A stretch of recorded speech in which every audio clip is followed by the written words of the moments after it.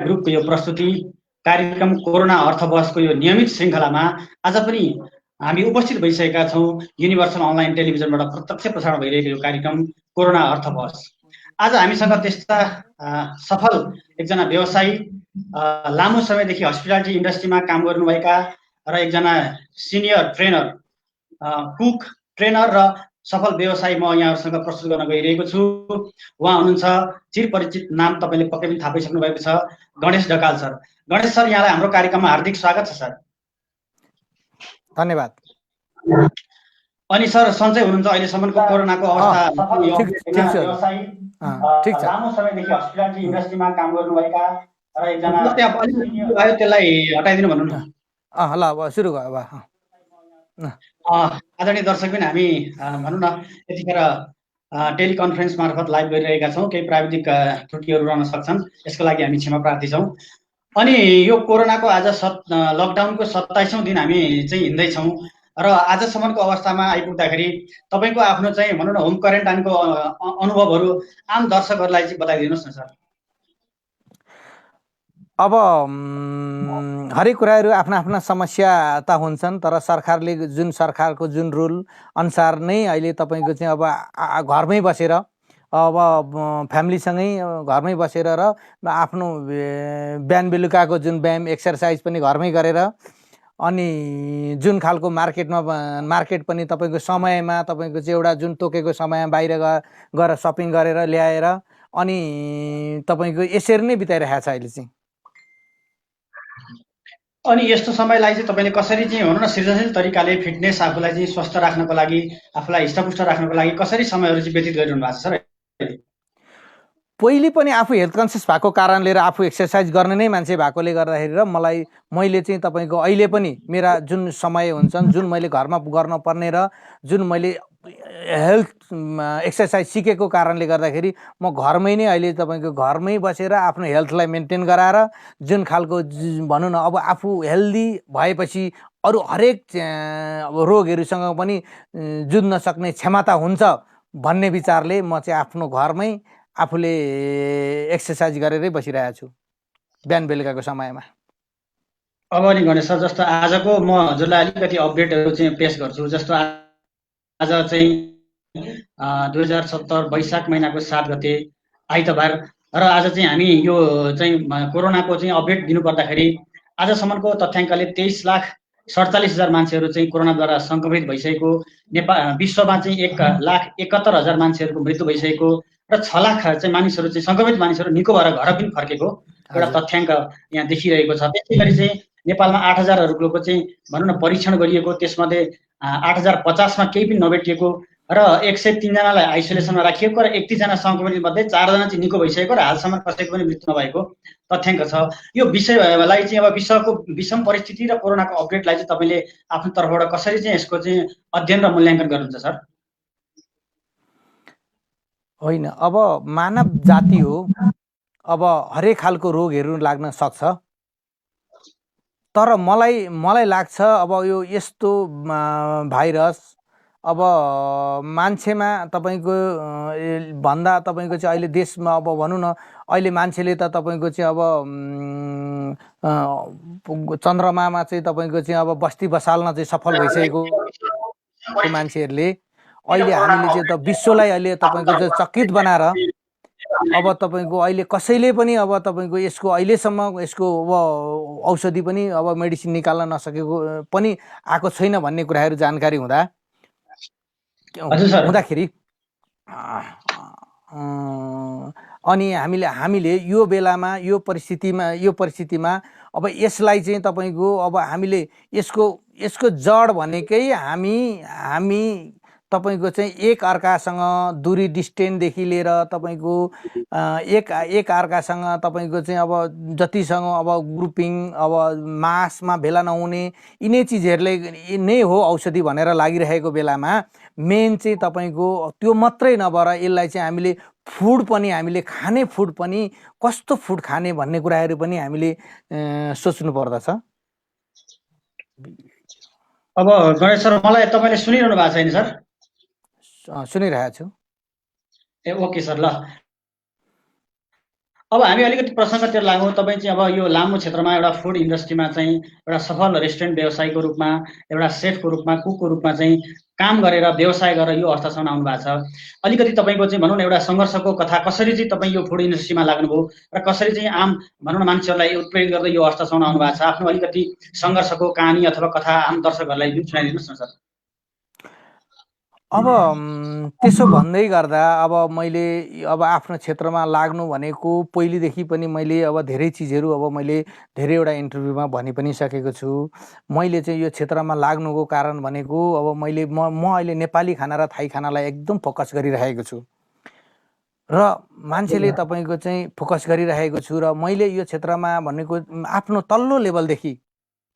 तल्लो लेभलदेखि नै मेरो प्रयास हो। मलाई फुड इन्डस्ट्रीमा धेरै तल्लो लेभलदेखि लिएर जुन आफ्नो डिस वासरदेखि लिएर भनौँ न एउटा करेसा बारीको चाहिँ तरकारीदेखि लिएर प्लेटमा सर्भिस गर्ने लाने प्लेटमा लगेर सर्भिस गर्ने अनुभव भएको कारणले गर्दाखेरि र मैले यो क्षेत्रमा 3 दशक बिताउँदाखेरि धेरै नै सङ्घर्ष गरेँ होला गरिसकेको छु र मैले यसलाई त्यति मात्रै होइन, आफूले मात्रै सङ्घर्ष होइन, धेरै मान्छेहरूलाई धेरै दाजुभाइहरूलाई मैले सिप सिकाइसकेको छु र हरेक मान्छेहरू देश विदेश गएर र मेरो हातको मैले सिकाएको सिपले आफ्नो घर व्यवहारदेखि लिएर आफ्नो चाहिँ तपाईँको हरेक चिजमा अर्को आफ्नो फाइनेन्सियलीदेखि लिएर धेरै चिजहरू उहाँहरूले मेन्टेन गर्नुभएको छ। त्यस कारणले गर्दाखेरि अब बितेका कुराहरू, पहिलेका कुराहरू धेरै गरेर अहिले आउँदा गर्दा त अब गरेर सकिँदैन अहिले नै। अब यो तपाईँको 1-8 घन्टाको इन्टरभ्यूमा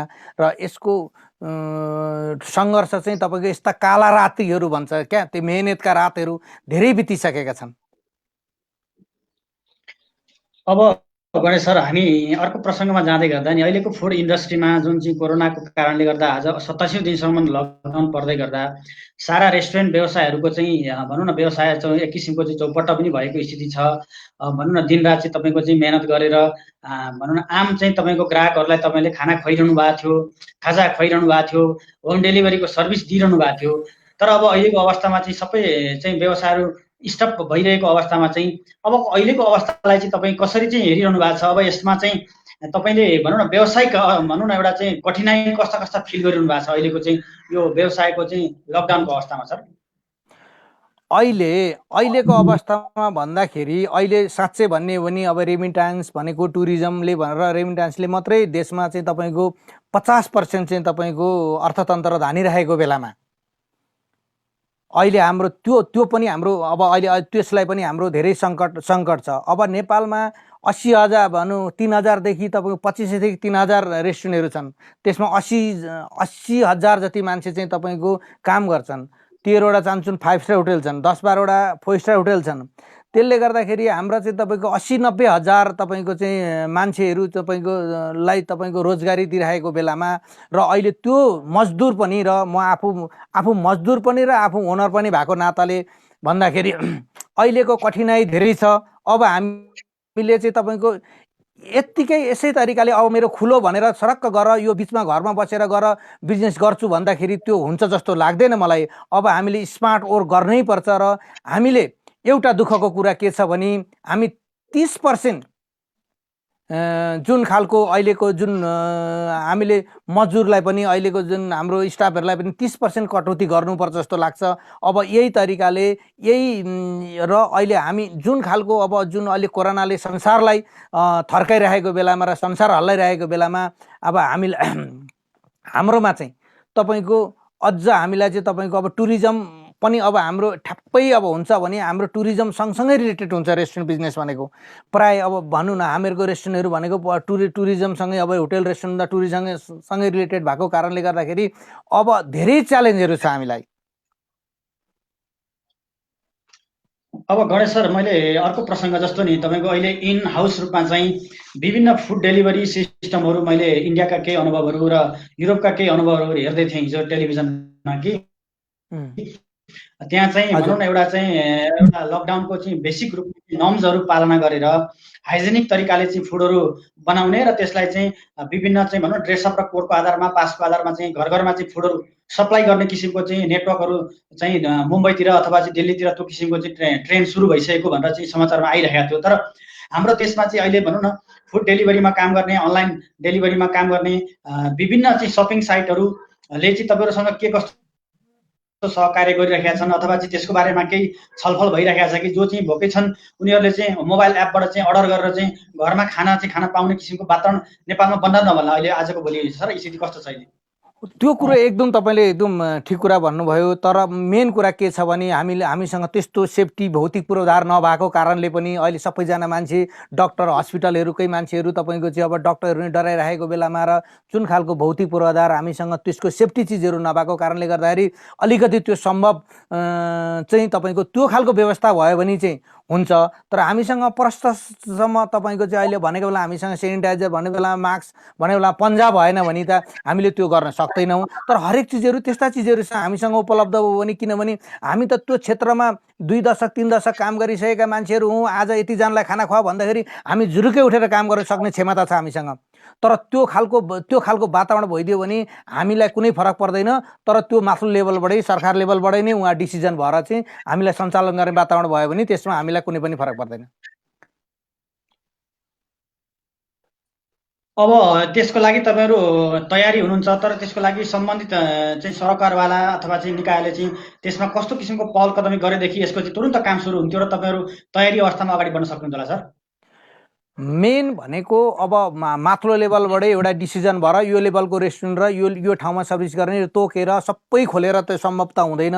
तर यतिवटा रेस्टुरेन्टले यसरी सर्भिस गर्ने र यतिजना मान्छे भोकै छन् र यहाँ म्यानेज गर्ने भनेर भन्नुभयो भने र त्यो गर्न र त्यो खालको माथिल्लो लेभलकैबाट डिसिजन भयो भने चाहिँ हामीहरू गर्न सक्छौँ। तर पहल भनेर अब एउटा रेस्टुरेन्ट एकजनाले खोलेर हुँदैन। यो त संसारको विश्वलाई तपाईँको चाहिँ अब आतङ्कित बनाइरहेको बेलामा अब यो तुरुन्तै डिसिजन गरेर तुरुन्तै यो काम गर्छु भन्ने कुराहरू भनेको त्यो भनेको आफू हेल्दी भन्दा पनि आफू अनहेल्दी हुँदाखेरि अर्कालाई असर पर्ने चिजहरू यो डिफ्रेन्ट काइन्ड अफको भाइरस भएर पनि हामीले यो त्यति इजिली चाहिँ त्यति सजिलो चाहिँ छैन। तर हामीलाई यो खालको वातावरण र यो चिज फेसिलिटी दिन्छौँ, यसरी तिमीहरू सेफ्टी बन र यो सेफ्टी हुने चिज चाहिँ हामीसँग यो चाहिँ भौतिक पूर्वाधार हामीसँग छ भनेर हामीलाई कसैले उपलब्ध गराइदिन्छ भने हामी त व्यापारी मात्रै होइन, हामी सेवक हौँ। र म त सेवक मात्रै होइन, म मेन हातमा सिप भएको मान्छे हुँ।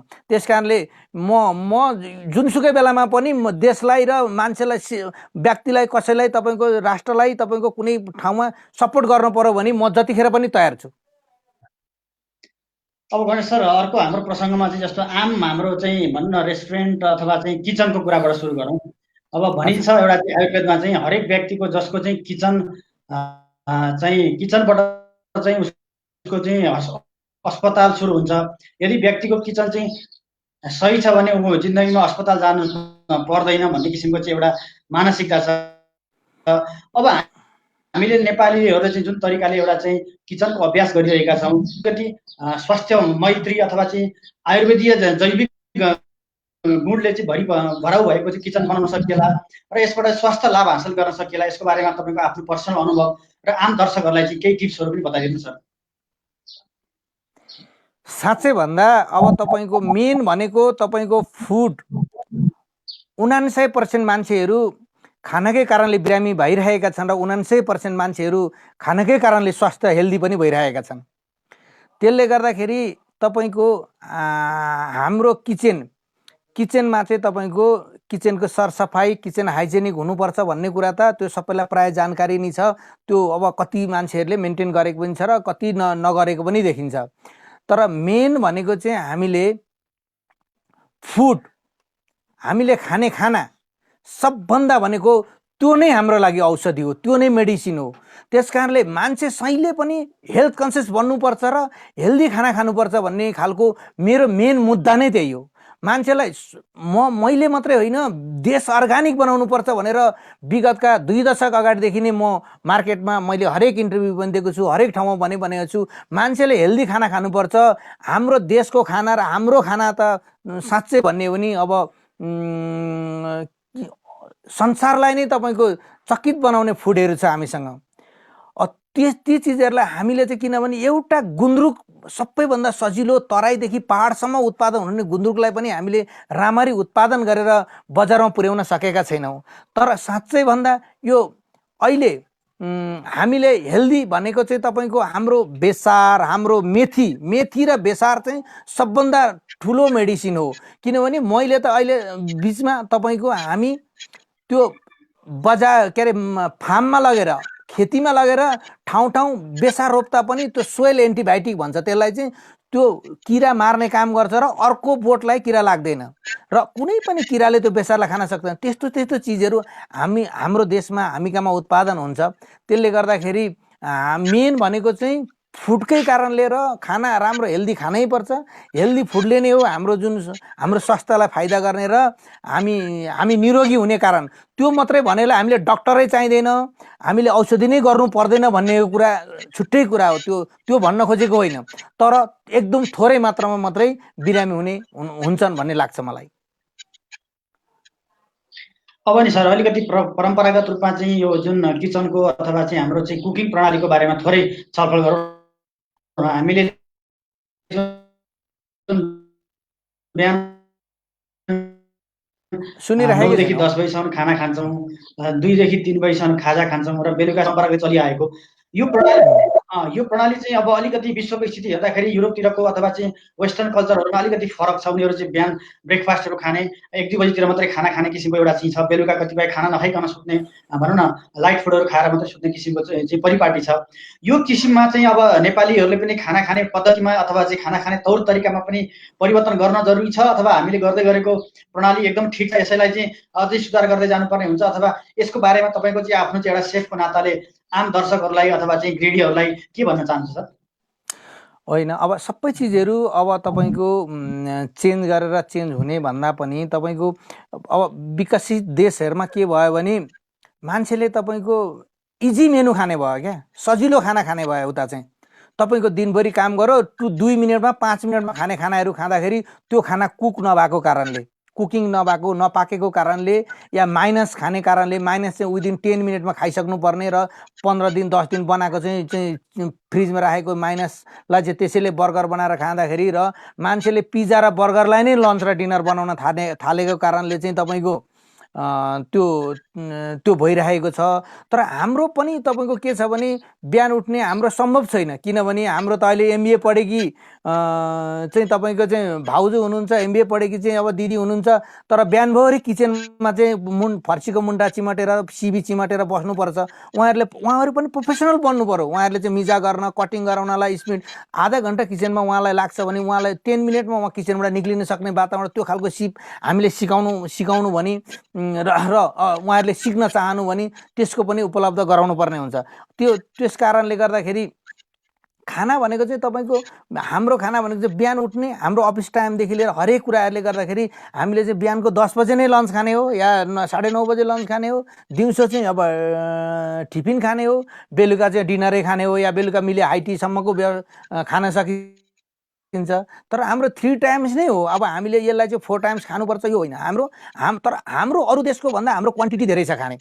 अरू कन्ट्रीको मेनु भन्दा हाम्रो क्वान्टिटी अलिक बढी भएको कारणले गर्दाखेरि हाम्रो लन्च अलिकति ह्याभी हुन्छ, अनि टिफिन पनि ह्याभी हुन्छ र डिनर पनि ह्याभी भएको कारणले गर्दाखेरि यो 3 टाइम्सले हुन्छ। तर खाना खाँदाखेरि खाएको खाना चाहिँ हेल्दी हुनु पर्यो र हेल्दी फुड खानु पर्यो।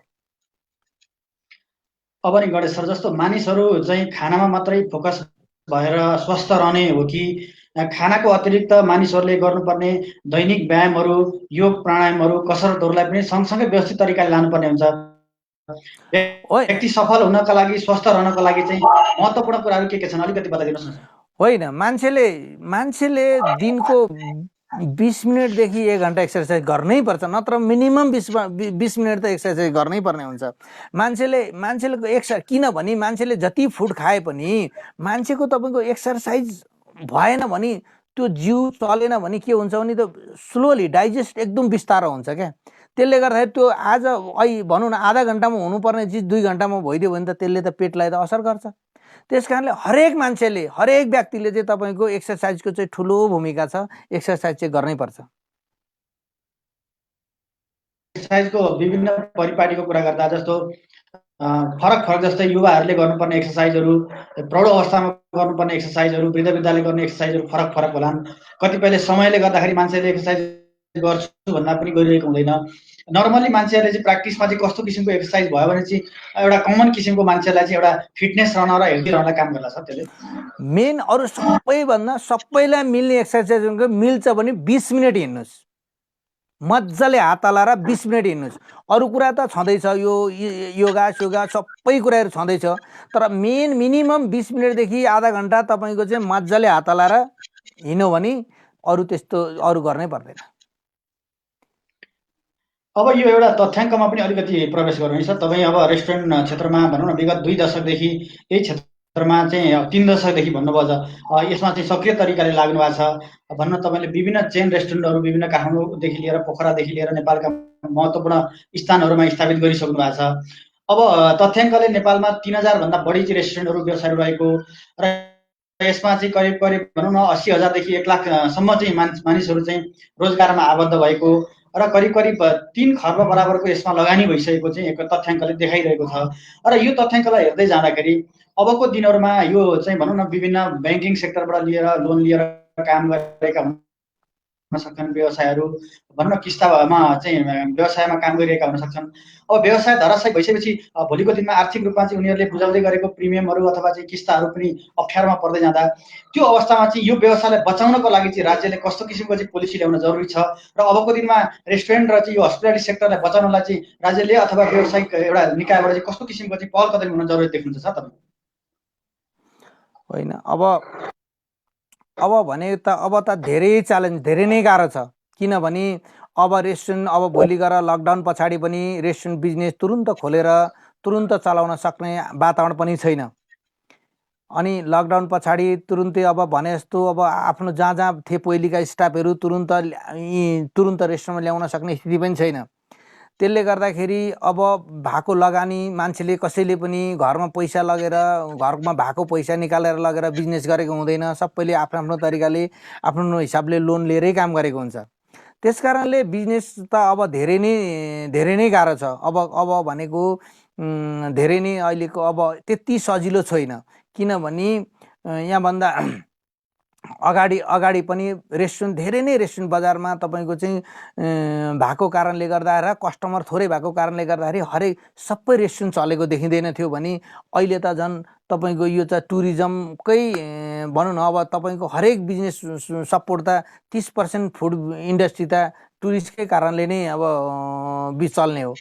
ती चिजहरूले गर्दाखेरि अब धेरै गाह्रो छ। र अब राज्यले त अब के गर्ने, अब राज्यले के गर्न सक्छ अब भन्ने, अब राज्यले त अब हरेक कुराहरूमा अब भनौँ न लोन लिएको अब ऋणलाई अलिकति अब सहज बनाइदियो भने हो। अब अरू कुरा योले भनेर माग्ने कुरा हुँदैन। किनभने अहिले त हामीलाई राज्यलाई मात्रै परेको होइन, राज्यले त हामीलाई, किनभने यो बेला हामीले पनि राज्यलाई सपोर्ट गर्ने बेलामा भोलि गएर यो राज्यले चाहिँ यो दिए अनि मेरो बिजनेस सपोर्ट हुन्छ भन्ने कुरा हुन्छ जस्तो चाहिँ लाग्दैन मलाई। यो बेलामा हामीले राज्यलाई नै हामीले सपोर्ट गर्ने हो, राज्यले नै हामीलाई सपोर्ट गर्ने हो। अब त्यसमा कुनै चिजहरू उहाँहरूले गर्न सक्ने, अब माथिल्लो तहबाट गर्न सक्ने कुनै बिजनेसलाई कुनै इन्डस्ट्रीलाई सपोर्ट गर्ने चिजहरू त उहाँहरूको त्यो निकायबाट बनाउनु नै भएको होला। भनेपछि अबको इन्डस्ट्री अलिकति खस्के पनि फेरि पनि तपाईँहरू युवा चाहिँ उद्यमीहरू चाहिँ एउटा एकजुट भएर अगाडि बढ्ने अथवा बढ्न सकिन्छ भने आत्मविश्वास तपाईँहरूमा सुरक्षित छ सर अहिलेसम्म पनि? सुरक्षित भनेर त्यसरी होइन, अब हरेक कुराहरू च्यालेन्ज छ। त्यसको बावजुद पनि अब समस्यासँग अब लड्नलाई हामी तयार छौँ। तर पहिलेको भन्दा धेरै गाह्रो छ अब हामीलाई एकदमै गाह्रो छ। तर त्यो गाह्रो भएर भन्दैमा अब अरू कसैले सपोर्ट गर्नेवाला त हुँदैन, आफ्नो ठाउँबाट आफै लड्नुपर्ने हुन्छ। त्यसले गर्दाखेरि अब जे होस् अब तर पहिलेको जस्तो होइन, अलिकति स्मार्ट वर्क, अलिकति छुट्टै हिसाबले अब हरेक चिजहरूको मेनुलाई पनि अब नेपाली खाना नै बेच्दाखेरि 84 व्यञ्जन भन्छ नेपाली खाना, धेरै नगरिकन राइस करी दाल अब र भात मात्रैको मेनु बनाउनु पर्ने हुन्छ कि सजिलो मेनुहरू बनाएर या हो त्यसरी मेनुहरू त्यसरी लान सकिन्छ जस्तो लाग्छ मलाई।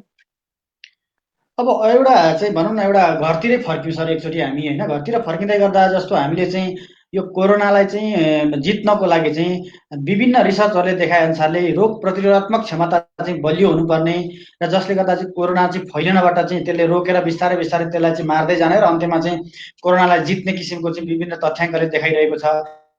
भर्खरै निको भएका 4 जना चाहिँ नेपालीबाट पनि के देखिन्छ भने उहाँहरूसँग उच्च आत्मविश्वास र चाहिँ त्यसलाई रोगसँग चाहिँ म जितेर फाइट गरेर चाहिँ त्यसबाट चाहिँ बच्न सक्छु भन्ने सोच र उहाँहरूमा भएको चाहिँ इम्युन पावरले चाहिँ त्यो किसिमको सम्भव भएको भन्ने चाहिँ डाक्टरहरूले पनि बताइरहँदाखेरि अब चाहिँ तपाईँ के देख्नुहुन्छ जस्तो नेपालको चाहिँ अवस्थामा कस्ता कस्ता किसिमका चाहिँ तरकारीहरू अथवा अन्न बालीहरू अथवा चाहिँ जडीबुटीहरू खायो भने किचनमा चाहिँ त्यसको प्रयोग गर्यो भने मान्छेहरू चाहिँ रोग प्रतिरोधात्मक क्षमता चाहिँ बलियो बनाएर चाहिँ अगाडि बढ्न सक्छन् होला सर? होइन, जुन हामीले यो परम्परा खाएको खानाहरू छ नि हाम्रो, हामीले खान्छौँ धनियाँ, बेसार, मेथी, जिरा, हरेक त्यो तपाईँको चाहिँ अलैँचीदेखिको हरेक मसलाहरूको त्यो हाम्रो जुन त्यो मसलाहरू छ नि त्यो नै हाम्रो लागि प्राप्त छ। मलाई लाग्छ, मेरो रिसर्च अनुसार लाग्छ, म प्रोडक्सनको मान्छे, म किचनमा वर्षौँ खेलेको मान्छे भएको कारणले गर्दाखेरि यो कोट धेरैवटा यस्ता सेता कोट फटाइसकेको कारणले गर्दाखेरि मेरो देश या हाम्रो देशमा कोरोनाले मान्छे मर्न हुँदैन। हरेक यस्ता रोगहरू हामीले धेरै लागिसकेका छन् र हामीले धेरै पचाइसकेका छौँ जस्तो लाग्छ मलाई। त्यसले गर्दाखेरि हामीले चाहिँ हेल्दी फुड खानु पर्यो। भोलि गएर हामीले विषादीलाई चाहिँ अब विषादी भएको चिज खानु भएन। हामीले चाहिँ अब पनि हामीले चेतनशील भएर चाइनाको तरकारी, इन्डियाको तरकारी र तपाईँको चाहिँ समुद्रबाट पारिका चिजहरूको आशा गर्नुभन्दा हाम्रो उत्पादनशील जमिन, हाम्रो कृषि प्रधान देश, हाम्रै देशमा चाहिँ प्रशस्ति उत्पादन हुन्छ। बरु यो चिजले गर्दाखेरि यसले हामीले हरेक चिज हामीले ज्ञान सिकेर हामीहरू परम्परा खेतीहरूलाई चाहिँ तपाईँको फोकस गराएर र हामी आफ्नै गाउँघरका ती बाँझा खेतीहरू चाहिँ ती अर्ग्यानिक उत्पादन गर्ने खेतीहरूलाई गरेर चाहिँ तपाईँको उत्पादन गरेर ती चिजहरूपट्टि फोकस गर्यो भने राम्रो हुन्छ जस्तो लाग्छ मलाई। अब गणेश सर जस्तो नि अब विश्वमा एउटा चाहिँ आर्थिक रूपमा चाहिँ भनौँ न ठुलो चाहिँ अब सङ्कट आउँदैछ र धेरै जसो चाहिँ भनौँ न रेस्टुरेन्टमा होटलमा काम गर्ने चाहिँ कर्मचारीहरूले चाहिँ कुकहरूले अथवा चाहिँ हेल्परहरूले सेफहरूले चाहिँ रोजगारीबाट चाहिँ हात धुनुपर्ने स्थिति चाहिँ विभिन्न तथ्याङ्कले देखाइरहेको छ। गल्फ कन्ट्रीहरूमा पनि त्यो तथ्याङ्क ठुलो सङ्ख्यामा चाहिँ 10औं लाखको सङ्ख्यामा चाहिँ मान्छेले रोजगारी गुमाउँदैछन् भन्ने सुन्न आइरहेको छ। भोलिको दिनमा त्यो क्षेत्रबाट नेपालमा आउँदै गर्दाखेरि भनौँ न आफ्नै राष्ट्र फर्किँदै गर्दाखेरि यो हस्पिटालिटी इन्डस्ट्रीमा चाहिँ उनीहरूलाई व्यवस्थापन गरेर केही न केही रोजगारीका अवसरहरू सिर्जना गर्ने र नयाँ चाहिँ तपाईँको जब अपर्च्युनिटी सिर्जना गर्ने सम्भावनाहरूको बारेमा तपाईँहरू कतिको चिन्तित हुनुहुन्छ र कसरी यसमा अगाडि बढ्न सकिएला सर? मैले यो भन्दै गर्दा यो कोरोनाको यसैको लडाइँको बिचमा घरमा बसेर तपाईँको सोच्दाखेरि मैले हरेक खालका पहिले सरकारले निकालेको स्वरोजगार जस्तै साना मजौला फास्टफुडहरूको लागि मैले धेरै सोचेको छु। हरेक बाटोमा, हरेक हाइवेमा, हरेक टुरिज्म स्टेसनमा, हरेक सुपर मार्केटमा, हरेक चाहिँ सिटीको कर्नरहरूमा चाहिँ मैले तपाईँको साना मजौला तपाईँको चाहिँ एउटा चाहिँ तपाईँको कन्टेनर रेस्टुरेन्ट जस्तो रेस्टुरेन्ट बनाएर चाहिँ तपाईँको क्रेनमा लगेर राख्ने अनि 3 जनासम्म स्टाफले चाहिँ त्यहाँ काम गर्न मिल्ने, तर त्यस्ता रेस्टुरेन्ट 100औं रेस्टुरेन्ट खोल्न पनि मिल्ने, तर हरेक एउटा फास्ट फुडमा 3टा 4वटा भन्दा चाहिँ मेनु नहुने त्यसो त्यो खालको आउटलेट बनाएर मैले एउटा छुट्टै तपाईँले एकदम राम्रो क्वेसन गर्नुभयो। मैले त्यो गरिरहेको बेलामा तपाईँको चाहिँ के छ भने अब तर त्यसमा चाहिँ किनभने त्यो काम गर्ने स्टाफलाई पनि मालिक बनाउने हिसाबले, काम गर्ने स्टाफलाई पनि एउटा सर्टेन सेयर दिने हिसाबले र तपाईँको जस्तो त्यसमा चाहिँ सरकारले पनि लोन दिने हिसाबले, तर त्यो लोन तिर्ने हिसाबले दिने कति तिर्न सक्छ, डेली पेमेन्ट गर्ने सिस्टमले या मन्थली पेमेन्ट गर्ने सिस्टमले तपाईँको चाहिँ 65% सरकारले लगानी, 35% चाहिँ तपाईँको चाहिँ त्यो जुन सञ्चालक र तपाईँको चाहिँ त्यो मजदुरले लगानी गरेर एउटा चाहिँ युनिट बनाइरहेको छु। त्यसले गर्दाखेरि हो यसरी नै जानु हो भने अब तपाईँको अब किनभने अब बाहिरबाट आएको पनि हस्पिटालिटी इन्डस्ट्रीमा काम गरेको मान्छेहरू एकदम एक्सपिरियन्स मान्छेहरू आउँछ, उनीहरूसँग चाहिँ तपाईँको हामीसँग त पहिले एजुकेटेड मान्छे बाहिर गइसकेको छ, त्यो मान्छे हाम्रो देशमा फर्केर आउनु भनेको कुरा त मलाई त भाग्यको कुरो हो जस्तो लाग्छ हामी फुड इन्डस्ट्रीमा काम गर्ने मान्छेलाई त। किनभने हामीले त एजुकेटेड मेन पावर पाउँछौँ, ती मान्छे प्लान भइसकेका थिए, ती कारणले फर्केर आउनु भनेको त त्यो चाहिँ जुन गल्फ कन्ट्रीमा गइसकेका र ती चाहिँ ठुल्ठुला 5 स्टार होटलमा काम गरेका मान्छेहरू फर्केर आउँदा उहाँहरूलाई रोजगार दिनलाई, किनभने उनीहरूसँग सिप छ नि, हामीले सिकाइराख्नु पर्दैन नि। त्यस कारणले सिप भएको मान्छेलाई काम लगाउनलाई उनीहरूले इसाराले बुझ्छ, भनेको कुरा बुझ्छ। त्यस कारणले मलाई त्यो चिजमा चाहिँ मलाई पनि खुसी लागेको छ र उनीहरूलाई रोजगारी दिन चाहिँ जुन फुड इन्डस्ट्रीमा चाहिँ सकिन्छ जस्तो लाग्छ। अब सर जस्तो अन्तर्राष्ट्रिय स्तर भनौँ न रोजगारीको कुरा गर्दै गर्दा अलिकति देशको पनि रोजगारीको कुरा गरौँ। जस्तै नेपालमा चाहिँ साना किसिमका खाजा पसलहरू, रेस्टुरेन्टहरू, साना उद्योगीहरू, व्यवसायहरू पनि धराशायी हुने र व्यवसायबाट पनि पलायन हुने किसिमका चाहिँ अवसम्भावनाहरू, त्यो किसिमको चाहिँ भनौँ न नराम्रो दिशातिर चाहिँ देश जाँदै गर्दाखेरि अब ती साना तथा मझौला किसिमका चाहिँ व्यवसायहरूलाई चाहिँ सस्टेन गरेर स्थायित्व राख्नको लागि चाहिँ अब के गर्न जरुरी छ जसलाई चाहिँ जसको कारणले गर्दा चाहिँ मानिसहरू चाहिँ व्यवसायबाट पलायन भएर चाहिँ अरू नै क्षेत्रमा नलागुन्, बेरोजगारी भएर बस्नु नपरोस् भन्नको लागि चाहिँ नेपाली भनौँ न चाहिँ युवा उद्यमीहरू अथवा बेरोजगार युवाहरूलाई चाहिँ के कस्तो कार्यक्रम ल्याउन सकिएला छ? अब होइन त्योपट्टिको विशेषज्ञ आफू नभएको कारणले गर्दाखेरि, तर मेन भनेको चाहिँ तपाईँको अब हरेक अब हामीले गर्दा गर्दैका कामहरू उहाँहरूले गर्दा गर्दैका कामहरू छाडेर एकताल भनौँ न हामीलाई लस भयो भनेर प्लान हुनुभन्दा हामीले चाहिँ धैर्यता भएर अब हामीले चाहिँ भनौँ न अब लस लिडर भन्छ, घाटामा पनि व्यापार गरेर अनि त्यो समयसम्म कुर्न सकेर नै हामीले त्यो गऱ्यौँ भने मात्रै आफूलाई र राष्ट्रलाई पनि सहयोग हुन्छ जस्तो लाग्छ मलाई। अब अलिकति आम चाहिँ रेस्टुरेन्ट व्यवसायहरूको पनि चाहिँ अलिकति कुरा प्रसङ्गको उल्लेख गरौँ। नेपालमा के छ सर, जस्तो रेस्टुरेन्टहरूलाई चाहिँ व्यवस्थित तरिकाले सङ्गठित तरिकाले अगाडि बढाउनको लागि रेस्टुरेन्टको सेक्टरमा अथवा चाहिँ हस्पिटलको सेक्टरमा त्यस्ता चाहिँ सङ्घ संस्थाहरू अथवा सामूहिक रूपमा पहल कदमी गर्ने, सामूहिक रूपमा रेस्टुरेन्टका चाहिँ समस्याहरूलाई चाहिँ समाधान गर्नको लागि चाहिँ के कस्ता सङ्घ संस्थाहरू विकास भएको छन् र तिनीहरूले गर्दै गरेका गतिविधिहरू के कस्ता छन्, तपाईँलाई जानकारी भन्छ आम दर्शकलाई पनि अलिकति सेयर गरिदिनुहोस् न आफ्नो अनुभव। होइन, एउटा रेस्टुरेन्ट एसोसिएसन छ, रेस्टुरेन्ट बार एसोसिएसन, एउटा फास्टफुड एसोसिएसन, उहाँहरूले पनि आफ्नो तर्फबाट अब तपाईँको रेस्टुरेन्टलाई यो लेभलमा लाने, होटललाई यो लेभलमा लाने भनेर चाहिँ तपाईँको हरेक चिजमा हरेक ठाउँमा फास्टफुडलाई यो तरिकाले लाने भनेर व्यवसायीहरू लाग्नु भएकै हो। र यहाँभन्दा अगाडि पनि अब फुडहरूलाई पहिलेभन्दा अहिले तपाईँको चाहिँ त्यो सङ्गठनले गर्दाखेरि हरेक रेस्टुरेन्ट राम्रो हुँदै र क्वालिटी हुँदै गइरहेका पनि हुन्। तर त्यसो गर्दै जाँदा अब तपाईँको अब रेस्टुरेन्टहरूको बिजनेस ती कारणहरूले गर्दाखेरि हरेक मान्छेहरू चेतनशील भएर हो हामीले अलिकति हामी क्वालिटीमा जानुपर्छ भन्ने कुराहरू त सङ्गठनहरू छन्। तर त्यो मात्रै नभएर अब रेस्टुरेन्टहरू अब स्थायित्व गराउनलाई चाहिँ त्यो आफ्नो आफ्नो ठाउँबाट आफूले धेरै तरिकाले लाग्नै पर्छ। किनभने कोही पनि मान्छेले तपाईँको पैसाले मात्रै खोल्न हुँदैन भन्ने कुरा म पहिले पनि बारम्बार भनिरहेको, जो मान्छेसँग तपाईँको फुड इन्डस्ट्रीमा लाग्छ त्यो इन्भेस्टरसँग पनि ज्ञान हुनुपर्छ भन्ने कुराहरू मैले पहिले पनि गर्दै आएको। ती चिजहरू सबैले अब हामी कसरी जानुपर्छ भन्नुको एकदमै सोच्नुपर्छ। फुड भनेको एकदम, किनभने खाना भनेको चाहिँ तपाईँको चाहिँ एकदम एउटा जुन काम गर्ने सेपलाई एउटा तपाईँको यहाँ के भनिन्छ भने एउटा भान्से भनिन्छ, विडम्बनाको कुरा एउटा भान्से भनिन्छ। तर सेप भनेको एउटा कच्चा पदार्थलाई ल्याएर तपाईँको चाहिँ एउटा प्लेट टेबलमा सर्भिस गर्नेदेखि लिएर हाइजेनिक बनाउनेदेखि लिएर एउटा डक्टरलाई खाना खुवाउने भनेको चाहिँ सेप हो। त्यस कारणले गर्दाखेरि हो ती चिजमा चाहिँ सबैले क्वालिटीमा चाहिँ तपाईँको मध्यनजर राख्नुपर्छ जस्तो लाग्छ मलाई। अब प्रसङ्गलाई अलिकति हामीले चाहिँ अलिकति भनौँ न राष्ट्रियतासँग पनि थोरै जोडौँ सर। जस्तो यहाँ कृषिलाई चाहिँ एउटा चाहिँ आम अवसर सिर्जना गर्नको लागि चाहिँ एउटा महत्त्वपूर्ण कोसेढुङ्गा हो, अब कृषितिर लाग्नुपर्छ भनेर चाहिँ धेरै अर्थविदहरूले चाहिँ यो किसिमको चाहिँ भनौँ न नेपाल सरकारलाई चाहिँ त्यो किसिमको सुझाव दिँदै गर्दाखेरि अब करिब 2 खर्ब बराबरको चाहिँ कृषिमा आधारित भनौँ न कच्चा पदार्थहरू विदेशबाट नेपालमा आयात हुँदो रहेछ है सर। अब तपाईँहरू त रेस्टुरेन्ट व्यवसायमा काम गर्ने मान्छेहरूलाई चाहिँ हरेक दिन चाहिँ भनौँ न इन्ग्रेडियन्ट्सहरू विभिन्न किसिमका चाहिँ आइटमहरू बनाउनको लागि चाहिँ त्यो किसिमका कच्चा पदार्थको दैनिक जरुरत रहन्छ। तर यति ठुलो सङ्ख्यामा चाहिँ हामी चाहिँ विदेशबाट चाहिँ कच्चा पदार्थहरू आयात गरेर चाहिँ किचनमा पकाइरहेका रहेछौँ।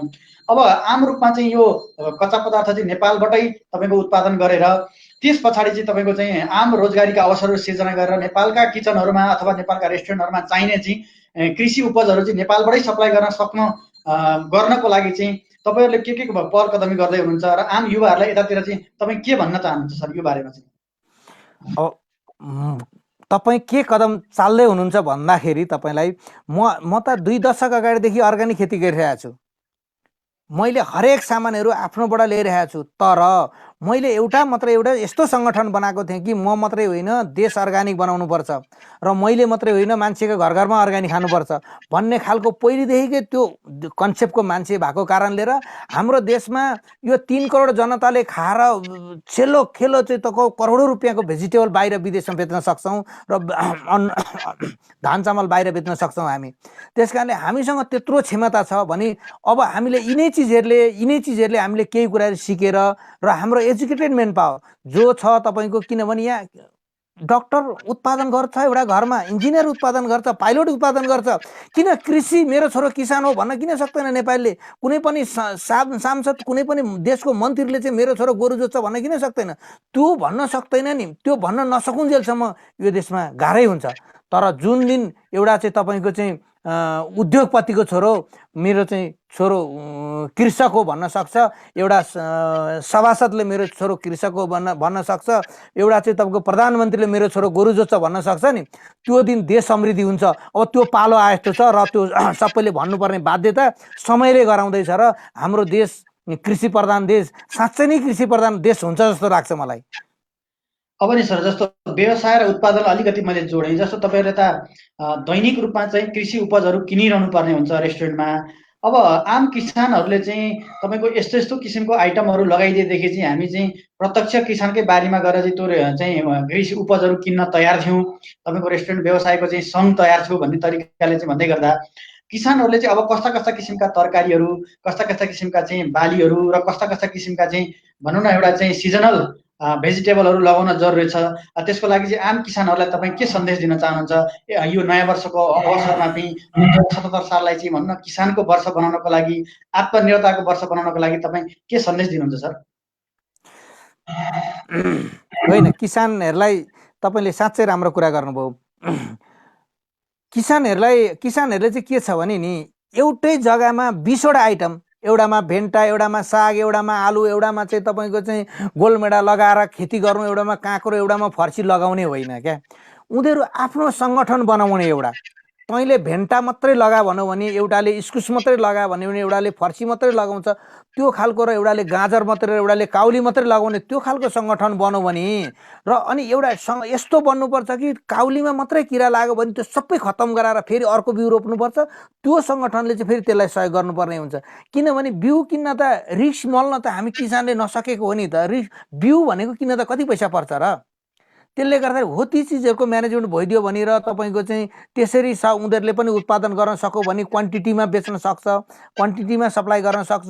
त्यस कारणले हामीलाई पनि 20जना किसानहरूले चाहिँ 20वटा आइटम दियो भने हामी त्यस्तो भयो भने कुनै पनि ठाउँमा यो क्षेत्रमा यति बजे यसरी भेजिटेबल आउँछ भन्दाखेरि कुनै पनि कच्चा पदार्थ चाहिने मान्छेहरू त्यहाँ चाहिँ त्यो टिम पुगेको हुन्छ भने, या कसैले चाहिँ बजारमा ल्याएर चाहिँ सप्लाई पनि गर्न सक्छ। र कुनै पनि अब भनौँ न अहिले जस्तै मार्केट ठाउँ छ, त्यस्तैमा आउँछ भने पनि त्यसमा नि फरक पर्दैन। मेन भनेको चाहिँ एउटै व्यक्तिले, एउटै किसानले चाहिँ 20वटा आइटम लगाउनु भने चाहिँ त्यो किसान फेल हुनु हो।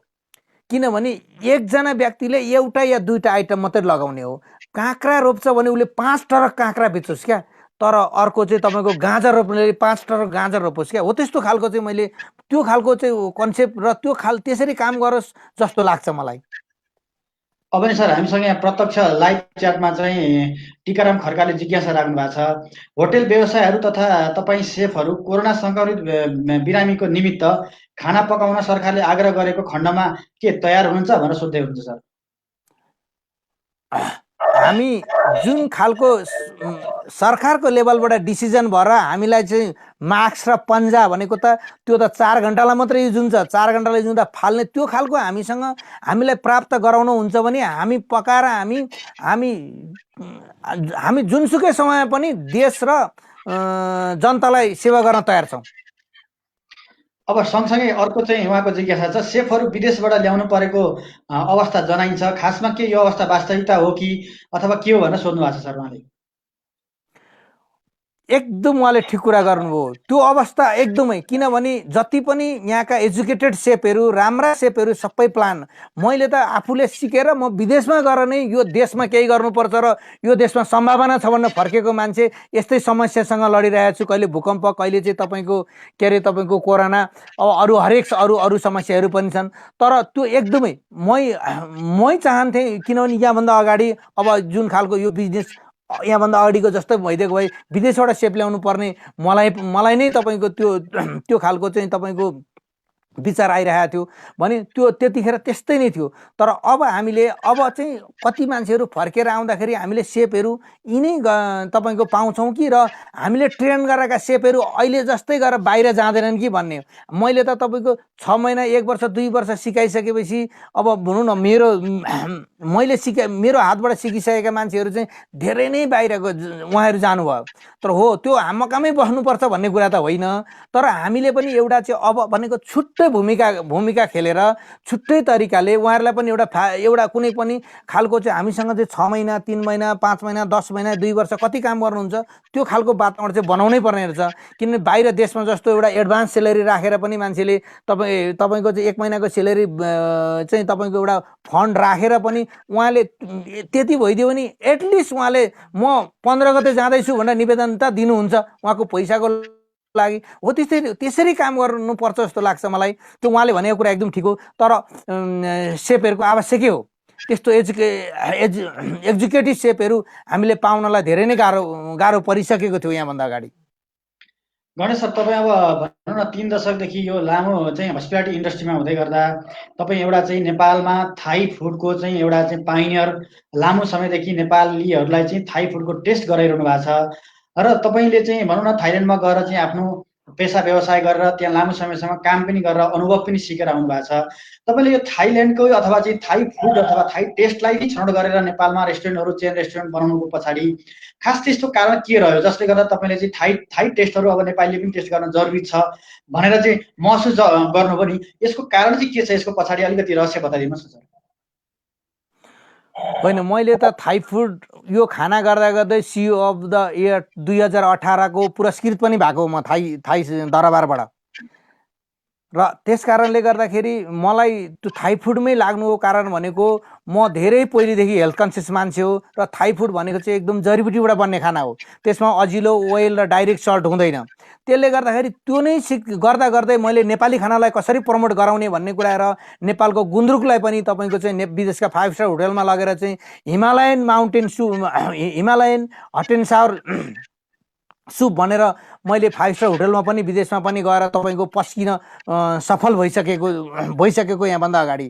त्यसले गर्दाखेरि मलाई मेरो छनौट भनेको चाहिँ मैले हाइजेनिक र हेल्दी खाना बेच्नुपर्छ भन्ने खालको मान्छे, र त्यही तरिकाले जाँदाखेरि मैले चाहिँ तपाईँको चाहिँ यो मैले मात्रै हेल्दी भनेको होइन, WHO ले मान्यता दिएको खाना थाई फुड भएको कारणले गर्दाखेरि म त्यही फुडै अहिलेसम्म म थाई फुड नै बेचिरहेको छु। र मैले नेपाली खानालाई पनि तपाईँको नेपाली टिपिकल खानाहरू तपाईँको चाहिँ अब तपाईँको चाहिँ धेरै तपाईँको बेलुकाको हाइटीहरू चाहिँ पाउरोटी र सानविजी मात्रै थियो भने मैले हरेक चिजहरू तपाईँको चाहिँ के अरे तपाईँको चाहिँ फापरको, कोदोको, मकैको आइटमहरूको पनि तपाईँको हाइटीमा परिणत गरेर मेन्युहरू बनाइरहेको र त्यो मेन्युहरू चाहिँ लन्च गराइरहेको त्यस्तो चिजहरू भएको कारणले गर्दाखेरि, र मैले मेन भनेको चाहिँ मैले हेल्दी र हाइजेनिक खाना बेच्नको लागि नै म सेफ भएको। अब गणेश सर, जस्तो तपाईँले थाई फुडको कुरा गर्दै जाँदा नि हामी नेपालीको पनि अलिकति भनौँ न खानाको कुरा गरौँ। नेपाली त्यस्ता खानाहरू जसलाई चाहिँ हामीले ब्रान्डिङ गर्न सकेनौँ अथवा मार्केटिङ गर्न सकेनौँ होला। जसरी अमेरिकाको अथवा चाहिँ 5 स्टार होटलमा नेपाली मेनुहरू खोज्ने दिन अथवा युरोपको 5 स्टार होटलहरूमा नेपाली मेनुहरू खोजेर चाहिँ खाने, जसरी हामी चाहिँ पिज्जा खाना भनेर चाहिँ मरियत्ते गर्छौँ, कन्टिनेन्टल फुड खाना भनेर मरियत्ते गर्छौँ, क्यापाचिनो भन्दै गर्छौँ होइन, कफी भन्दै गर्छौँ, बाहिरबाट आएका चाहिँ इम्पोर्टेड आइटमहरूमा चाहिँ नेपाली युवाहरूको, टिनेजरहरूको ठुलो क्रेज देखिन्छ। तर नेपाली नै आइटमहरू जुन नेपालीले चाहिँ ब्रान्डिङ गरेर विश्व बजारमा लाने किसिमको चाहिँ कन्सेप्टमा चाहिँ के फुडहरू हुन सक्लान्, र त्यसमा तपाईँले चाहिँ आफ्नो योजना नेपाली खानालाई विश्व बजारमा पुर्याउने कस्तो सपना देख्नु भएको छ सर? आजभन्दा 2 दशक अगाडि देखेको सपना र धेरै कोसिस पनि गरेको। तर अब के छ भने हामीले हामीले विदेश संसार विकसित भएको भनेको देश समृद्धि भनेको खाना र कृषिबाट हो। त्यो हाम्रो देशमा सम्भावना एकदमै भएको र म विदेशबाट फर्केर आउँदा पनि मैले यही सपना देखेर आएको। त्यसले गर्दाखेरि तपाईको हामीहरूको हरेक मेनुहरू हामीहरूको जुन हामीहरूको गुन्द्रुक भनौँ न, गुन्द्रुक भनेको हाम्रो देशमा जस्तो गुन्द्रुक संसारमा काहीँ हुँदैन। हाम्रो देशमा जस्तो तपाईको आएर धान खेती, हाम्रो देशमा जस्तो कोदो, हाम्रो देशमा जस्तो मकै, किनभने हाम्रो अति नै राम्रो वातावरण छ। यिनै चिजहरू बाहिर लगेर हरेक, किनभने अब मान्छेलाई थाहा हुन्छ, मान्छेले अब यहाँभन्दा अगाडि पिज्जा र बर्गरलाई मात्रै लन्च र डिनर सम्झेको थियो, तर नेपाली खाना के हो रहेछ भन्ने कुराहरू अब केही दिनमा अब हामी पनि अब सेफ र हामी कुकिङ क्षेत्रमा लागिसकेको मान्छे त्यत्तिकै बस्नेवाला त हामी हुँदै होइन। हामी पहिलेदेखि पनि यो खाना हाम्रो नेपाली फुडलाई विश्वभरि पुर्याउनु पर्छ र हाम्रो देश समृद्धि बनाउनु पर्छ भन्ने सोचाइ भएको मान्छे हो। त्यसले गर्दाखेरि नेपाली खानालाई सहज तरिकाले अब, किनभने धेरैवटा आइटम भन्दा थोरैवटा आइटममा र धेरैवटा मेन्यु बनाएर विदेशमा लाने प्लान हाम्रो भइसकेको नि भइरहेको पनि छ। मसँग मेनु पनि धेरै छ र त्यसरी हामीले उत्पादन गर्न पनि सक्छौँ यो चिजहरू। र हाम्रो चाहिँ यो खाना भनेको चाहिँ अब बिस्तार त्यो समयले नै माग्न थाल्छ। नेपाली खाना सायद विदेशको सबै होटल रेस्टुरेन्टमा हुन सक्छ, किन यो सम्भावना छ। अब नि यतिखेर सर जिज्ञासामा हाम्रो अर्जुन चौहान सरले चाहिँ जिज्ञासा राख्नु भएको छ, नेपालमा फुड कल्चरको इस्ट्याब्लिस हुनमा कृषिमा उत्पादन हुनुपर्छ, यस सम्बन्धी तपाईँको विचार के छ भनेर उहाँले जिज्ञासा राख्नु भएको छ सर। होइन, एकदम फुड कच्चा पदार्थ विदेशबाट ल्याउनै हुँदैन। कच्चा पदार्थ हाम्रै उत्पादन हुनुपर्छ। हाम्रो चाहिँ तराईको 18% जमिन र हाम्रो पहाडी चाहिँ तपाईँको 40-50% जमिन चाहिँ हाम्रो उत्पादनशील छ। त्यहाँ लहरे खेतीदेखि लिएर तराईको मैदानमा चाहिँ तपाईँको मैदानदेखि लिएर सगरमाथाको बेस क्याम्पसम्म हाम्रो सबै उत्पादनशील जमिनहरू छ र सम्भावना छ। र हामीले यतिकै हामीले चाहिँ तपाईँको यो उत्पादन गर्नको लागि अब हामीले आन्दोलन जस्तै गर्नुपर्छ, किनभने गाउँबाट र बस्तीबाट उठेर हामीले चाहिँ यो उत्पादनमा हामी लागेनौँ भने हामी पछाडि पर्छौँ। यो भनेको भोलि गएर तपाईँको पैसाले तपाईँको धान चामल किन्न नसक्ने बेला आउन सक्ने हुनसक्छ। हामी यसरी नै पछाडि पऱ्यौँ भने हाम्रा उत्पादनशीलहरू जमिनहरू हामीले चाहिँ तपाईँको खेर फाल्नु हुँदैन। र हामीले यी जमिन कुन लेभलबाट हुन्छ, सरकार लेभलबाट सहयोग गराएर हुन्छ कि हामीले यो कच्चा पदार्थ हामीले उत्पादन हाम्रै देशमा गर्नै पर्छ। र विदेशको कच्चा पदार्थ चाहिँ नेपालमा ल्याएर चाहिँ हाम्रो चाहिँ फुड चाहिँ संसारभरि लान्छु भनेर त्यो सपना नदेखिने हुन्छ। हाम्रै चामल, हाम्रै दाल, हाम्रै भेजिटेबल लिएर हामी विश्वभरि जान सक्छौँ। अब नि सर समाजको एउटा चाहिँ भनौँ न अवधारणा अथवा मान्यताको मैले थोरै कुरा गरेँ सर। जस्तो कसैले एउटा सानो रेस्टुरेन्ट व्यवसाय सुरु गर्यो भने त्यसले अरूका जुठा भाँडा भन्न थाल्यो होइन, अरूको चाहिँ भनौँ नोकर भयो किसिमका चाहिँ शब्दावलीहरू प्रयोग गरेर सकारात्मक तरिकाले माहौल बनाउनु पर्ने ठाउँमा मान्छेहरूलाई डिस्करेज गर्ने किसिमका चाहिँ रेस्टुरेन्टमा चाहिँ भनौँ न एउटा समाजको परिपाटी देखिन्छ। अब चाहिँ योलाई चाहिँ अलिकति सकारात्मक तरिकाले चाहिँ सोच्नको लागि र यो रेस्टुरेन्ट व्यवसाय पनि सही व्यवसाय हो, यो चाहिँ सम्मानित व्यवसाय हो भन्नको लागि चाहिँ मानिसहरूले चाहिँ अब भनौँ न रेस्टुरेन्ट व्यवसायले कसरी चाहिँ प्रस्तुत भएदेखि चाहिँ समाजले हेर्ने दृष्टिकोणमा चाहिँ बदलाव आउँथ्यो होला र सकारात्मक सोच आउँथ्यो होला सर। यसमा चाहिँ मैले आफूले पनि पर्सनली चाहिँ भनौँ न मान्छेहरूका चाहिँ आवाजहरू सुनिराखेको हुन्छु। यसमा तपाईँले चाहिँ आफूले पर्सनली कस्तो फिल गर्नु भएको छ? तपाईँले रेस्टुरेन्ट व्यवसाय सञ्चालन गर्दै गर्दा समाजले तपाईँप्रति हेर्ने दृष्टिकोण कस्तो गरेको छ र तपाईँ त्यसमा चाहिँ के छ, सन्तुष्ट हुनुहुन्छ अथवा सन्तुष्ट हुन्न भने के हदमा सन्तुष्ट हुन्छ? अलिकति यसलाई चाहिँ समग्र चिजहरूलाई मैले एकैचोटि राखेँ, यसलाई मिलाएर हजुरले चाहिँ जवाफ दिनुपर्ने हुन्छ। मैले भन्दै गर्दा यो कोट 3 दशक सङ्घर्ष गरेर लाएको कोट हो यो। तर अहिले मान्छेले भन्न पर्दाखेरि भान्से मात्रै भनेर बजारमा चिनिन्छ। अनि मान्छेले के छ भने म बारम्बार भन्दै आएको छु, बसी खाने मान्छेलाई ठुलो र काम गरी खाने मान्छेलाई सानो, यो चाहिँ राणाकालदेखि नै आएको चलन अहिले यो बेलासम्म आउँदा पनि कहिले पनि नहट्ने भयो र यो हट्छ जस्तो पनि अब मलाई लाग्दैन।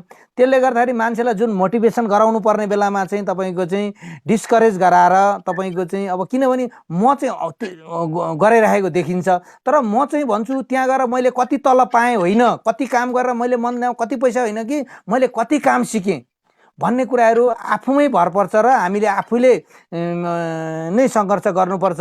त्यसले गर्दाखेरि र एउटा एउटा लेभलले पनि के गर्नुपर्छ भने गरी र मेहनत गर्ने मान्छेलाई चाहिँ विदेशमा चाहिँ के हुन्छ भने काम भनेको चाहिँ डिसवासर गरोस् कि डक्टर होस् एउटै फरक पर्छ। यहाँ चाहिँ सानो र ठुलो कामको चाहिँ यो जुन जुन छुट्याइदियो यसले देश विकास हुनलाई पनि ठुलो असर पर्छ। किनभने क्याटेगोरी छुट्याइदिएको हुन्छ।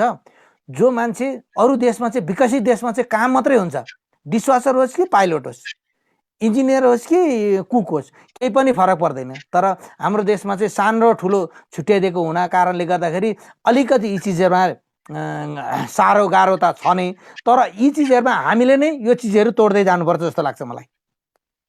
अब नि गणेश सर, हामी कार्यक्रमको उत्तरतिर आइरहेका छौँ।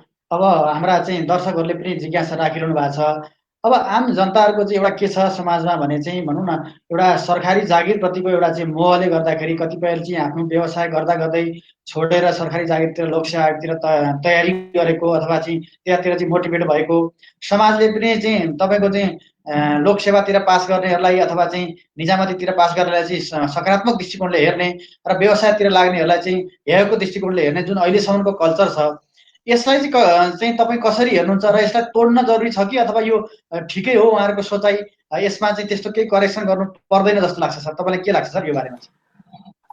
यो कोरोनाले घरमा बस्दा त आफूलाई नि सरकारी जागिर नै खाएको भए हुन्थ्यो जस्तो लागिरहेछ है। हजुर सर। तर अब जे तर पनि त्यो आफ्नो क्षेत्रमा अब पुग्दैन। संसार पनि तपाईँको सबै सरकारी जागिर खाएर मात्रै अब संसार विश्व संसार अडिएको छैन। बिजनेस गर्ने मान्छेले बिजनेस गरेको छ। तपाईँको चाहिँ अब तपाईँको सरकारी जागिर खानेले सरकारी खाएको छ। अब आफ्नो डक्टरले डक्टर काम गरेको छ, इन्जिनियरले, यो सबै चाहिँ चाहिने नै भएको कारणले गर्दाखेरि हो बिजनेसमा लाग्ने मान्छेले अलिकति अब मेहनत गरेर काम गर्नुपर्छ जस्तो लाग्छ मलाई। मेहनतको कारणले गर्दा चाहिँ मान्छेहरूले दुःख कम पाओस् भनेर चाहिँ दुःख कम पाओस् भन्नको लागि चाहिँ सरकारी जागिर खाओस् भन्न खोज्या हो परिवारले भन्ने तपाईँ एनालाइसिस गर्नुहुन्छ सर? यो तपाईँको चाहिँ दुःख नहुने सजिलो अनि तपाईँको भनौँ न सर्भिस यति गरेपछि चाहिँ अब त्यो चाहिँ तपाईँको के भन्छ त्यो चाहिँ सञ्चय कोष भनेर त्यो के भनौँ न हुन्छ नि तपाईँको चाहिँ पेन्सन हुने हो त्यस्ता चिजहरूको लोभले मान्छेहरू तपाईँको सरकारी नै गर्छन्, सरकारी जागिरै खाइरहेछन्। अब त्यो चिजलाई अब आजको दिनमा चाहिँ म अहिले आफ्नो पर्सनली हेर्दा चाहिँ त्यो चाहिँ ठिक रहेछ जस्तो मलाई नै फिल भइरहेको छ। किनभने अब हेरौँ न, अब यस्तो कि अब जुन ठाउँबाट आएको थियो त्यो ठाउँ अब भनौँ न एउटा व्यापार गर्ने मान्छे त जिरोबाट फेरि पनि उठ्नुपर्ने हुन्छ। तर त्यसलाई नआत्तिकन अब तपाईँ हामी जस्तो मान्छे लागेर त्यसमा हामी हड नबढाइकन अझै पनि अब यो समय अब संसार हो, अब एकजना दुईजनालाई मात्रै समस्या होइन, यो संसारमा भइ आइपरेका कुराहरूलाई अब हामीले चाहिँ सामना गर्दै हामी चाहिँ अगाडि बढ्नुपर्छ। र देश बनाउने भनेकै व्यापारीले हो र व्यापार गर्नुपर्छ। व्यापार भनेको कुराहरू भनेको चाहिँ व्यापारी नभई त देश राजस्व ट्याक्स अनि अरू त कसरी हुन सक्छ र? अब जस्तै नेपालका बेरोजगार युवाहरू जो चाहिँ भनौँ न केही गर्न चाहनुहुन्छ तर अहिले चाहिँ सिपको अभावमा, तपाईँको चाहिँ पुँजीको अभावमा र सोचको प्लानिङको अभावमा चाहिँ भौतारिरहनु भएको छ, के गर्ने होला भनेर चाहिँ आफ्नो जिन्दगीको प्लानिङ बनाउन सक्नु भएको छैन। त्यस्ता किसिमका चाहिँ आम युवा युवतीहरूलाई चाहिँ तपाईँ के भन्न चाहनुहुन्छ र कस्तो किसिमको सपोर्ट दिन चाहनुहुन्छ जसले गर्दा चाहिँ उहाँहरू चाहिँ कुनै न कुनै व्यवसायमा आबद्ध भएर चाहिँ स्वरोजगार हुनुहोस् र केही अर्थ उपार्जन गर्नुहोस् भन्ने सन्दर्भमा चाहिँ तपाईँको के छ सर राय सुझाव? होइन, अब उहाँहरूको सोच प्लान भन्दा पनि अब पहिलो कुरो भनेको सिक्नुपर्छ। जुनसुकै कुरामा पनि अब त्यो आफै लाग्नुपर्ने हुन्छ। अब कसैले हो प्लान बनाउने भनेर घरमा बसेर बनाएको प्लान र बाहिर निक्लेर बनाएको प्लानहरू, प्लान र प्लानिङ भनेको दुई किसिमको हुन्छ। त्यस कारणले गर्दाखेरि घरमा बसेर अब तपाईँको केही गर्न सकिनँ भन्दा पनि अब केही कुरा गरिसकेर चाहिँ भएन भने सोच्ने कुराहरू हुन्छ। अब धेरै मान्छेहरू घर बसेपछि प्लान बनाउने अनि बेरोजगारी बन्नेहरू पनि धेरै देखिएको छ।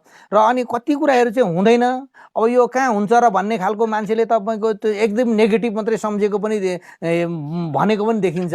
कति साथीभाइहरू, अब मैले पनि कति साथीभाइहरूसँग कुरा गर्दाखेरि कति मान्छेहरू एक किसिमको मान्छेहरू जे चिज गरे पनि यो चाहिँ हुँदैन, यो तर्क मात्रै जान्नुहुन्छ उहाँले। तर फिल्डमा आएर काम गर्नु भनेर आफ्नो अब तपाईँको चाहिँ एउटा चिज समाउनु पर्यो। एउटा चिज समाएर आफ्नो एउटा सिप सिकेर र पहिलो कुरो उहाँहरूले कहीँ काम गर्दाखेरि पैसा भन्दा पनि म बारम्बार भन्ने गर्छु सिप के सिकेँ भन्ने कुराहरू जानेर सिप सिकेर आफ्नो चाहिँ भनौँ न यो भन्छ नि सेल्फ इम्प्लोय हुनु पर्यो। अब यो क्षेत्रमा जस्तै लाग्ने भनौँ न इच्छुक भनौँ न हस्पिटालिटी इन्डस्ट्रीमा आउने कसैलाई रेस्टुरेन्ट खोल्न रहर होला, कसैलाई कुक बन्न रहर होला, कोही चाहिँ तपाईँको चाहिँ भनौँ न एउटा चाहिँ सेफ हुन रहर होला, कसैलाई वेटर हुन रहर होला। यस्ता किसिमका प्लानिङ गरेका चाहिँ आम युवा युवतीलाई चाहिँ तपाईँ कसरी चाहिँ मद्दत गर्न सक्नुहुन्छ, जसले गर्दा चाहिँ भोलिको दिनमा उनीहरूले सोचेको सपनाहरू पुरा गर्न सकियोस् सर? होइन हो, कसैलाई तपाईँको यस्तो रहर हुन्छ। अब मलाई त किनभने म त यसरी काम गरिरहेको छु कि अब तपाईँले भन्दै गर्दा म त एउटा वेटरलाई तालिम गराउन पर्दाखेरि एउटा सिनियर वेटरको पछाडि अर्डर लिन जाँदाखेरि पछाडि पछाडि पठाउने, अनि 2-3 हप्ता चाहिँ 2 हप्ता जस्तो चाहिँ पछाडि एउटा वेटर पठाएर चाहिँ तपाईँको चाहिँ फेरि त्यो पछाडि वेटर गएको चाहिँ नयाँ वेटरलाई फेरि अगाडि राखेर सिनियरलाई चाहिँ पछाडि पठाएर कसरी अर्डर लिँदो रहेछ, कसरी काम गर्छ हो त्यसरी पनि ट्रेन गराएर बसेको मान्छे हो म। त्यसले गर्दाखेरि मेन भनेको इच्छा शक्ति हुने मान्छेले त्यो क्षेत्रमा जानु पर्यो। र मलाई यो इच्छा छ भन्नु पर्यो भने यो फुड इन्डस्ट्रीमा काहीँ छ भने र मैले गर्न सक्ने चिज छ भने म पनि गर्न सक्छु। र यस्ता धेरै साथीभाइहरू छन्, उहाँहरूसँग सेयर गरेर काम सिकेर हामी यो इन्डस्ट्रीमा लाग्छौँ र कुक हुन्छौँ, हामी हेल्पर हुन्छौँ। हामी चाहिँ तपाईँको चाहिँ वेटरबाट हामी हामी वेटरबाट चाहिँ क्याप्टेन म्यानेजर हुन्छौँ भन्ने खालको लाग्नुहुन्छ भने त्यस्तो दाजुभाइहरूलाई र हाम्रो जानेको सिप हामी बाँडेर हामी अगाडि बढाउन चाहन्छौँ।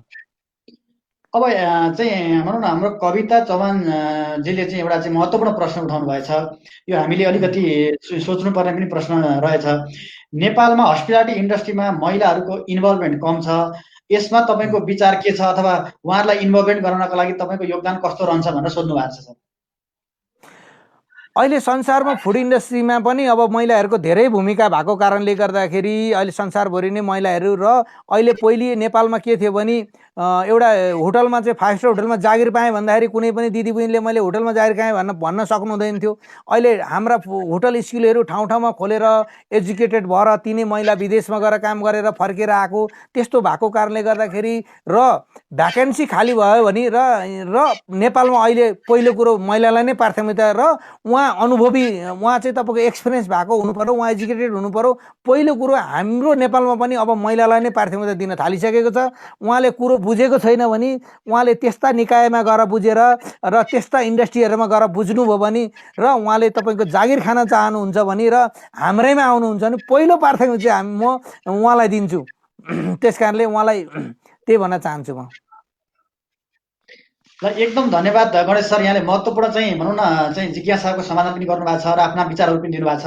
अब हामी कार्यक्रमको अन्त्यमा आउँदै गर्दाखेरि अहिलेको चाहिँ होम क्वारेन्टाइनमा आम नेपाली 3 करोड नेपालीहरू रहिरहेका छन् र विश्वमा पनि अब छरिएर रहेका नेपालीहरूले पनि यो हाम्रो युनिभर्सल अनलाइन टेलिभिजन हेरिरहनु भएको छ। अब उहाँहरूलाई चाहिँ यो होम क्वारेन्टाइनलाई चाहिँ हेल्दी बनाउनका लागि, फिटनेस रहनको लागि कस्तो किसिमको चाहिँ भनौँ न एउटा चाहिँ भनौँ न तपाईँको चाहिँ एउटा फिटनेस मास्टरको रूपमा अथवा चाहिँ एउटा चाहिँ सेफको रूपमा चाहिँ आम जनताहरूलाई चाहिँ अथवा चाहिँ दर्शकहरूलाई के सुझावहरू दिन चाहनुहुन्छ, जसको कारणले गर्दाखेरि तपाईँको टिप्सले उहाँहरूलाई पनि लाभ होस् र भोलिको दिनहरूमा चाहिँ कोरोनाबाट पनि बच्न सकियोस् र कोरोनालाई भगाउन सकियोस् सर? तपाईँको अन्त्यमा चाहिँ आफ्ना महत्त्वपूर्ण टिप्सहरू उपलब्ध गराउनुहुन्छ सबैलाई। घरमा बस्ने, तपाईँको के अरे हेल्दी फुड खाने, नुन कम्ती खाने, मैदालाई एकदम कम्ती गर्ने, ओइललाई कम्ती गर्ने, तपाईँको अब बिहान बेलुका एक्सर्साइज गर्ने, अनि अब त्यो मात्रै होइन हरेक प्लानहरू बनाउने। अब किनभने हामी तपाईँको 12-15 घन्टा पहिले काम गर्थ्यौँ भने अब 4 घन्टा बसेर घरमा एउटा कुनै प्लान बनाउने, राम्रा बुकहरू पढ्ने, यसरी नै अब बिताउने र भोलि गएर यो लकडाउन खुलेका दिन हामी एकदम राम्रो औजार भएर बाहिर निक्लिएर केही गर्ने र 2000 तपाईँको चाहिँ 77 सालको शुभकामना दिँदै उहाँहरूलाई म यही भन्न चाहन्छु। धेरै धेरै धन्यवाद गणेश सर, यहाँले धेरै महत्त्वपूर्ण चाहिँ आफ्ना चाहिँ जिज्ञासाहरू हाम्रा समाधान पनि गरिदिनु भएको छ र सँगसँगै महत्त्वपूर्ण विचार दिनुभएको छ। तपाईँको सोच र योजनाले भोलिको दिनमा नेपाल पक्कै पनि सफल हुनेछ भन्ने हामीले विश्वास लिएका छौँ। आजको बसाइबाट यहाँलाई धेरै धेरै धन्यवाद दिँदै हवस्, नमस्कार भन्न चाहन्छु सर। नमस्कार, धन्यवाद। Thank you so much sir.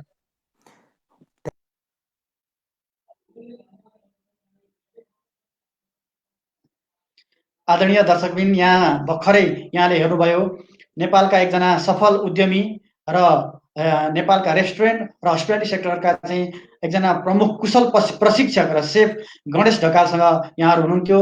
उहाँले पक्कै पनि आम दर्शकहरूका जिज्ञासाहरू पनि समाधान गर्नलाई सहयोग गर्नुभएको छ र सँगसँगै भोलिको दिनमा आउने चाहिँ जब अपर्च्युनिटीहरूमा चाहिँ महिलाहरूलाई विशेष प्राथमिकता दिने किसिमको चाहिँ उहाँले कमिटमेन्ट पनि दिनुभएको छ र सँगसँगै मानिस कसरी स्वस्थ रहन सक्छ, कसरी निरोगी रहन सक्छ भन्ने कुराको उहाँले विस्तृतमा आफ्ना विचारहरू दिनुभएको छ। पक्कै पनि यो कार्यक्रम हेरेर आफ्ना विचार प्रतिक्रियाहरू राखिदिनुहुनेछ भन्ने हामीले विश्वास लिएका छौँ र तपाईँलाई कुनै पनि किसिमको चाहिँ रेस्टुरेन्ट सम्बन्धी जिज्ञासा भए अथवा चाहिँ हस्पिटालिटी सम्बन्धी कुनै चाहिँ जिज्ञासा भए, कुनै तालिम लिन तपाईँलाई इच्छुक भए र व्यवसाय गर्नलाई तपाईँलाई इच्छा भएदेखि हाम्रो आदरणीय गणेश ढकाल सरसँग यहाँले सम्पर्क राख्न पनि अनुरोध गर्दछु म। र भोलिको दिनहरूमा थप जिज्ञासा उहाँ मार्फत चाहिँ भनौँ न यहाँलाई चाहिँ शान्त पार्ने पनि हामी प्रतिबद्धता गर्दै भोलि फेरि यस्तै नयाँ प्रसङ्गका साथ तपाईँहरूसँग भेट्ने बाचाका साथ आजको कार्यक्रमबाट म प्रस्तुता ध्रुव पराजुली यहाँहरूसँग बिदा हुन चाहन्छु। हवस् त, नमस्कार।